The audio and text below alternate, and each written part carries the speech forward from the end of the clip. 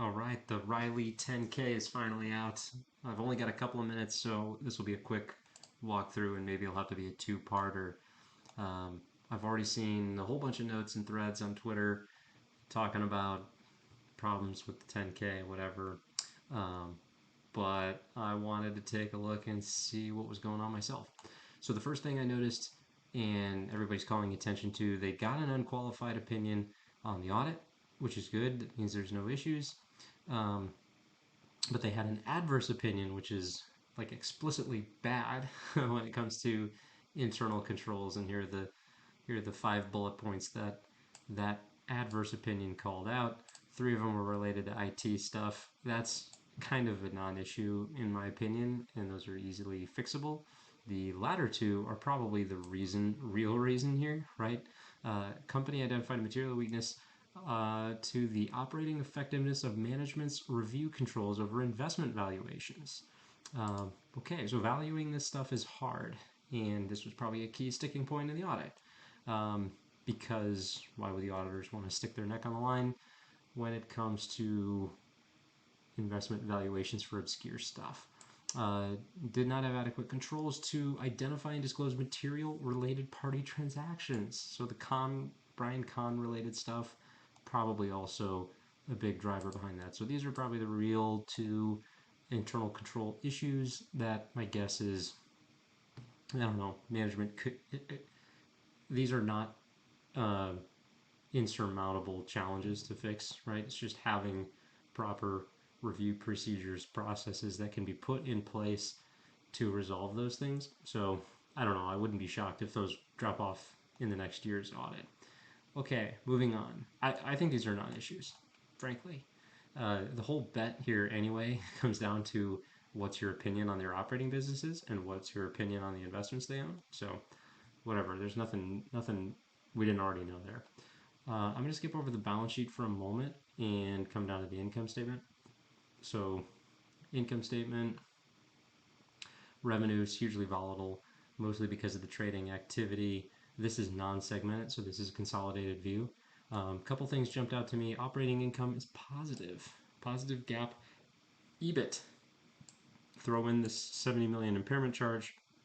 We've got about 214 million of operating income against 187 million of interest expense. Yeah, they're covering it barely, but they're covering it. Interest expense is up a ton, 92 million, 142, 141, sorry, 187 over the last 3 years. To me, the short bet all along should not have centered around the fraud thing. I mean, that's just way, way, way harder to actually nail and get right. The real argument should have been, man, they added a ton of debt really, really fast, right? And they did it at a time when their core business, the capital markets and investment banking business, was peaking in earnings. So this really should have been the short bet and is still a risk, but I think there's some things that make me feel better about it, but this is the real risk here. Here's some gains losses from investments. If you were to go back further, you'd see more gains. In the last 2 years, those have turned into big losses. Also not included in operating income, the dividends they receive on some minority investments that they own. This is real earnings that I think is really, really valuable. So anyway, I think there's real GAAP EBIT here at the end of the day. Share counts mostly unchanged. They did an equity offering last year. Yeah, anyway, those are the big highlights on the income statement. Okay, coming up to the balance sheet for a moment, 232 million of cash. Equity portfolio, both public and private stuff, is 1.09 billion. I'm going to ignore most of this other stuff for now. The loan book is 532 million. So that's what, 1.85 billion of cash, securities, and loans. Debt is all of these lines right here. That's about 2.35 billion before the redemption of the 2024 notes, which happened in the first quarter, partially in the first quarter. So those are the things that we're working with.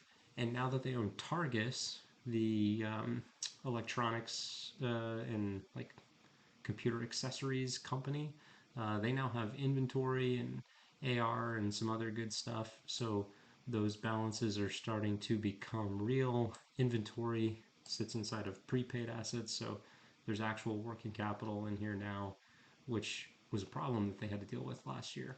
So, cash flow statement.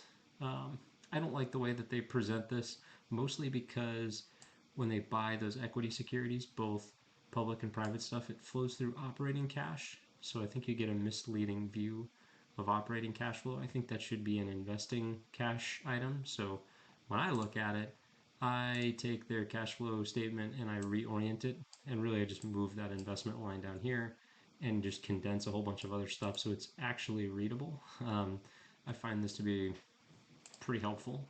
So in 2023, I've got a $99 million cash outflow, 91 of which was working capital, so call it a cash loss of 8 million.